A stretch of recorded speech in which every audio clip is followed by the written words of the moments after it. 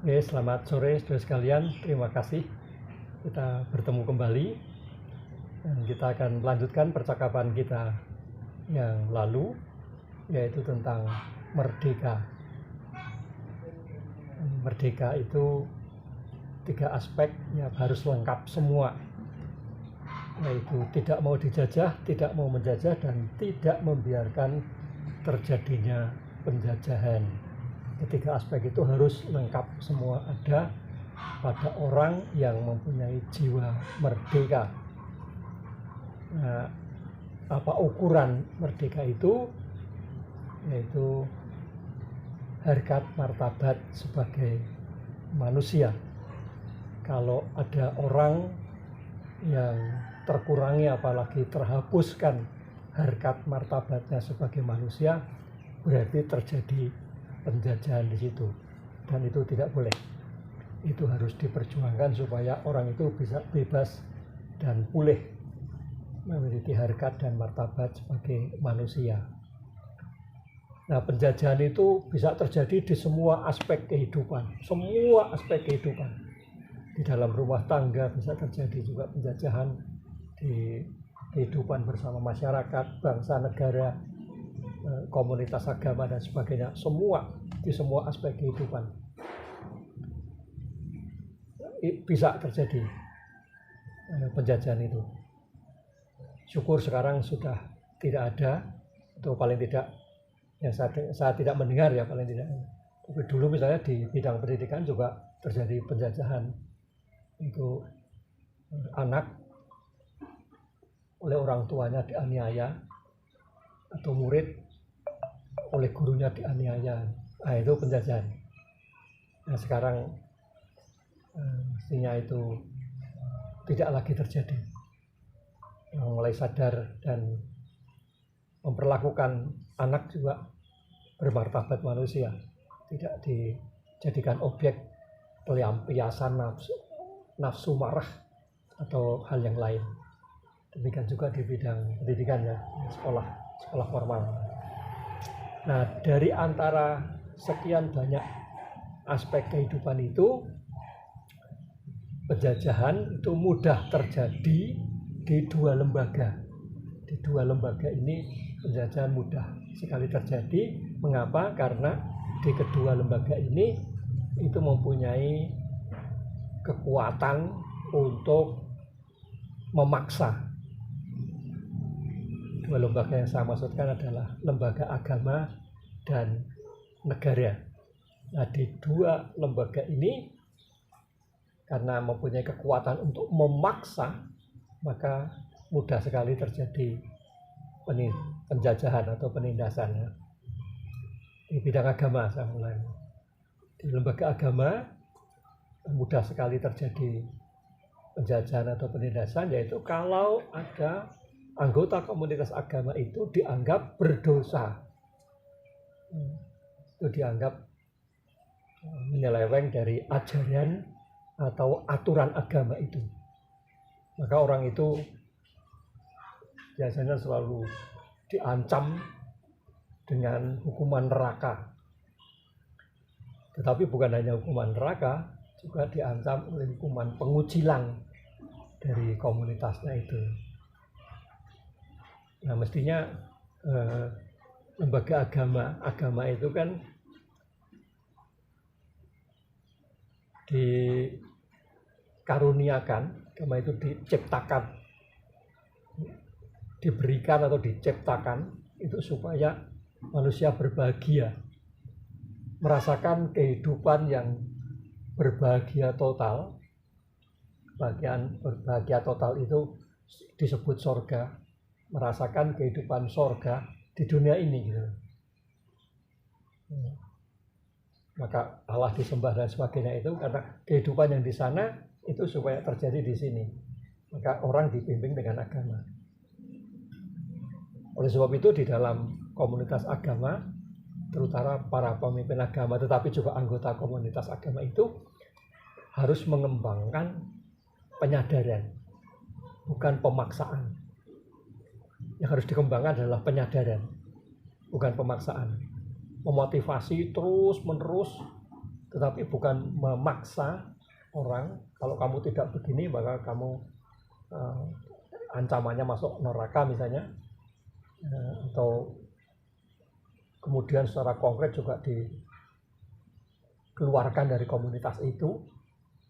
Ya. Nah, itu bedajan kalau itu penindasan. Tetapi yang harus terjadi adalah kesadaran orang itu sendiri. Saya menyadari bahwa saya adalah ciptaan dari Sang Pencipta, makhluk Sang Pencipta, makhluk yang diciptakan oleh Sang Pencipta. Oleh sebab itu saya harus menyembah kepada Sang Pencipta. Saya dicintai oleh Sang Pencipta. Oleh sebab itu saya harus mencintai Sang Pencipta. Nah, kalau yang dikembangkan, yang disemai, dikembangkan, ditumbuhkan adalah kesadaran sebagai makhluk yang diciptakan oleh Sang Pencipta. Oleh sebab itu menanggapi dengan jalan menyembah, mencintai Sang Pencipta, maka yang terjadi kesadaran di dalam hidup orang itu. Agama kemudian dijalani dengan sukacita, dan yang terwujud adalah kebahagiaan total tadi itu, meskipun belum sempurna, tetapi kebahagiaan, suasana surgawi kemudian dirasakan dalam kehidupan di dunia ini. Saya menyembahmu ya Allah, saya mencintaimu ya Tuhan, bukan karena saya takut api neraka, bukan karena saya ingin masuk ke surga, bukan saya ingin mendapat balasan darimu, dari Tuhan, dari Allah, tetapi karena saya mencintai. Saya menyembah karena saya mencintai. Saya sadar bahwa saya diciptakan oleh Sang Khalik, Sang Pencipta, supaya saya memuliakan Sang Khalik, Sang Pencipta itu. Nah, semua itu kemudian dijalani dengan sukacita, dengan gembira. Suasananya gembira. Jadi suasananya bahagia. Kebahagiaan total, absolut yang ada disebut surga itu kemudian dirasakan di sini, sekarang ini, dalam hidup ini. Meskipun belum sempurna atau tidak sesempurna yang ada di surga. Nah, kalau agama itu dijalani demikian, maka kemudian yang terjadi adalah orang mempunyai moralitas, bahkan spiritualitas yang dijalani semuanya serba baik, karena memang itulah cara dia menanggapi cinta Allah, dengan jalan mencintai Allah, dan cinta kepada Allah itu diwujudkan dalam perbuatan baik, budi mulia, pekerti luhur, cinta kepada sesama, bahkan cinta kepada semua makhluk. Sebagaimana saya merasakan kebahagiaan, maka saya juga berbuat agar orang lain berbahagia seperti yang saya rasakan. Sebagaimana saya bersukacita, maka saya juga berbuat agar orang lain juga bersukacita, sukacita yang sejati, sebagaimana yang saya alami, saya rasakan ini. Nah, begitu di bidang agama. Sekali lagi, bukan karena paksaan, kamu harus begini, tetapi justru dari pribadi orang itu sendiri sadar bahwa saya menyadari keberadaan saya sebagai makhluk yang diciptakan oleh Sang Khalik, maka saya mencintai Sang Khalik.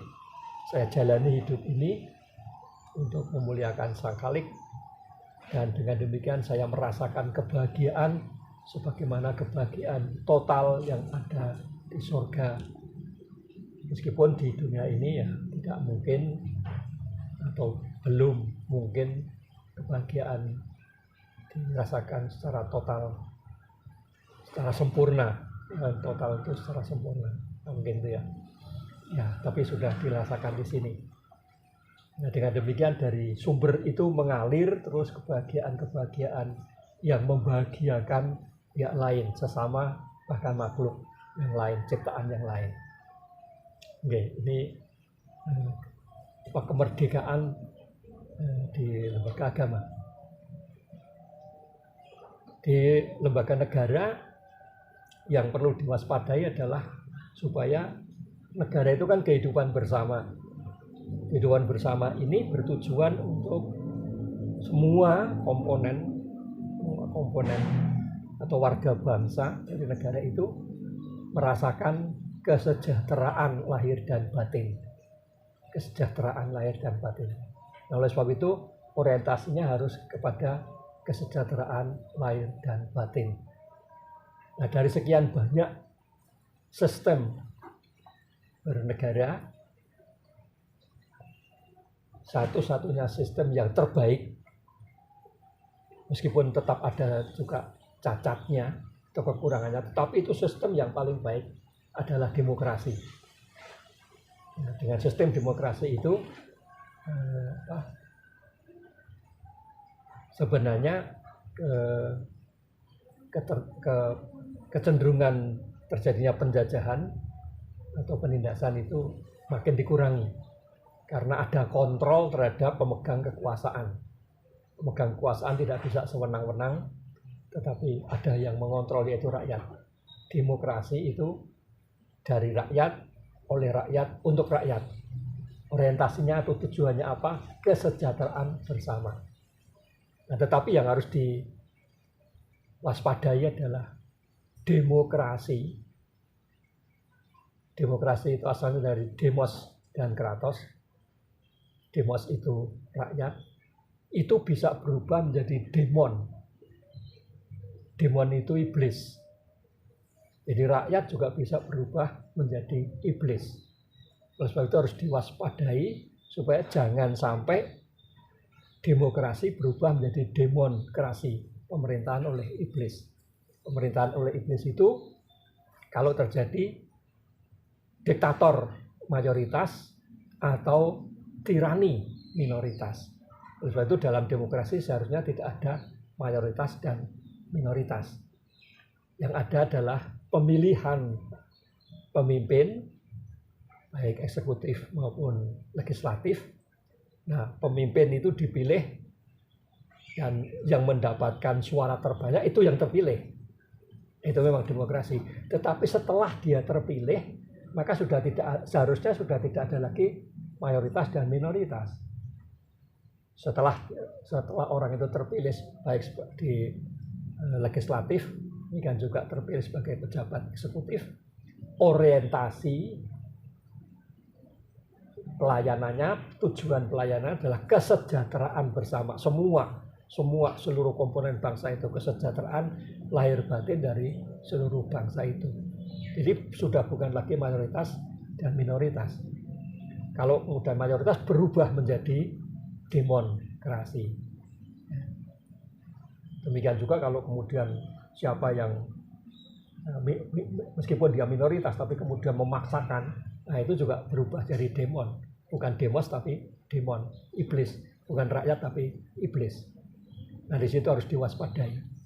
Supaya siapapun juga yang menjadi pejabat publik, baik di eksekutif, legislatif, tetapi tentu saja juga di yudikatif, itu harus selalu mengontrol dirinya sendiri dan selalu mengingat bahwa orientasinya harus pada kesejahteraan rakyat, kesejahteraan lahir batin rakyat. Nah, tadi saya menyebut bahwa demokrasi itu adalah sistem yang paling baik karena ada kontrol.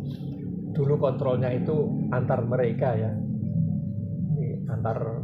maka eksekutif dikontrol oleh legislatif, demikian juga yudikatif. Tetapi kemudian dalam perkembangan dikontrol juga oleh media massa, media elektronik, karena pemberitaan kemudian bisa menjadi alat kontrol kalau terjadi penyelewengan atau penyelewengan kekuasaan, penggunaan secara salah kekuasaan. Nah sekarang itu malah lebih lagi kontrolnya juga civil society melalui media sosial. Nah, orang bisa juga melakukan kontrol. Tentu harus diingat bahwa media sosial juga bisa menjadi alat untuk menyebarkan hoax, kabar bohong atau berita jahat. Tetapi itu juga bisa menjadi alat baik untuk melakukan kontrol pada penggunaan kekuasaan, agar kekuasaan diabdikan untuk kesejahteraan bersama seluruh rakyat, lahir dan batin. Baik, terima kasih. Kalau ada pertanyaan.